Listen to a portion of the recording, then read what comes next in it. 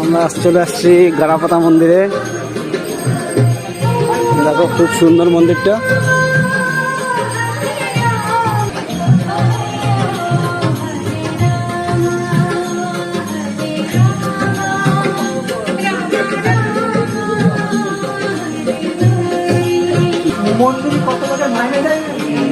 জগন্নাথ আছে এখানে,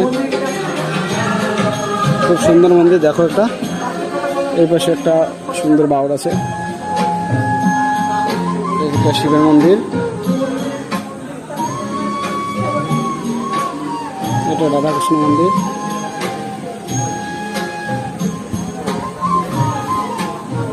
শিবেরই আছে, মূর্তি আছে।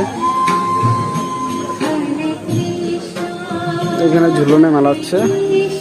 আর ওটা হচ্ছে গারাপাতা কালী মন্দির।